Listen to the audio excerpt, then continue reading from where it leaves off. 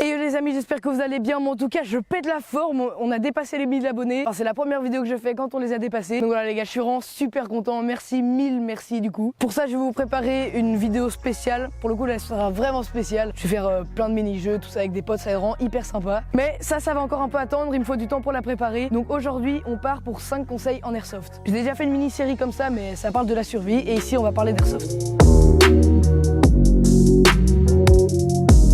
Conseil, n'économisez pas sur vos protections. Quand je parle de vos protections, je parle ici de vos protections oculaires et faciales. C'est vraiment le truc à ne surtout pas acheter sur genre Wish ou AliExpress à 4 €. Non, là il faut essayer de prendre une bonne marque. Moi perso, GD Bollé, c'est la marque la plus répandue et la plus utilisée. Donc voilà, moi je vous conseille de vous tourner vers cette marque. Celle-ci m'ont coûté 20 € et bah je suis bien content parce que j'ai encore mes yeux quoi. Et deuxième type de protection, c'est les masques Stalker. Les masques Stalker, c'est des masques grillagés. Ils vont permettre d'arrêter les billes qui se dirigent dans votre bouche. Celui-ci, il m'a quand même sauvé pas mal de dents, je pense. C'est vraiment une protection que j'ai l'impression des fois un peu sous-estimée comme ça, mais pas du tout. Je la considère quasiment aussi importante que les protections oculaires. Deuxième astuce, je vous déconseille d'acheter ce type de masque. C'est des masques grillagés, donc avec un grillage. Mais si je vous déconseille de les acheter, c'est parce que si une bille vient taper dans le masque, elle peut éclater et quand même atteindre votre œil. Néanmoins, ces types de masques ont un énorme avantage, c'est qu'il n'y a pas de buée. Mais bon, je préfère garder mes yeux totalement intacts plutôt que de pas avoir de buée, je vous avoue. Ça, c'est une petite astuce dans l'astuce. Pour ne pas avoir de la buée, soit vous prenez un masque avec déjà un ventilateur intégré, mais bon, c'est super cher, ou vous faites plein de petits trous dans le masque, ce qui va permettre une grande aération et plus avoir de buée.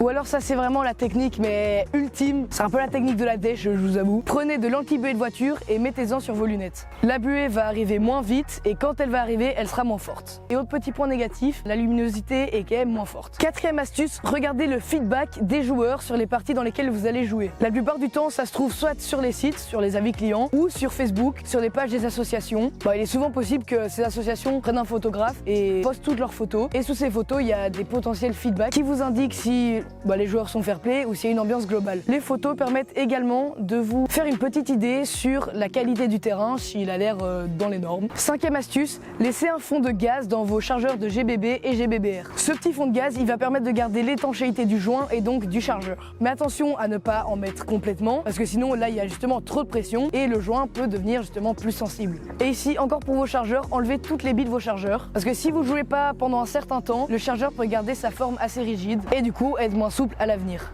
Et allez, un petit conseil bonus, là je me sens généreux aujourd'hui. Choisissez bien votre gaz parce qu'il y en a qui sont faits pour le froid et pour le chaud. Parce que en hiver, le gaz il fait toujours des siennes. Ça va impacter votre réplique pas au niveau matériel, donc en mettant des dégâts à votre réplique, mais au niveau puissance. Elle aura moins de kick et le chargeur peut plus facilement se dégazer. Pour le savoir, soit vous demandez directement au vendeur auquel vous achetez ou en regardant les caractéristiques sur le site sur lequel vous achetez votre gaz. Et si vous n'avez pas fait ça, soit vous faites des recherches sur votre gaz pour trouver facilement ou vous regardez derrière et normalement il y a toutes les informations qui sont mises. Et voilà, c'est déjà la fin de cette vidéo, j'espère qu'elle vous aura plu. La prochaine vidéo du coup des 1000 abonnés qui sera un banger, je vous l'assure, arrive dans 2 ou 3 semaines le temps que je la prépare, tout ça. Sinon, n'hésitez pas à lâcher un pouce bleu, de commenter, de partager et de vous abonner.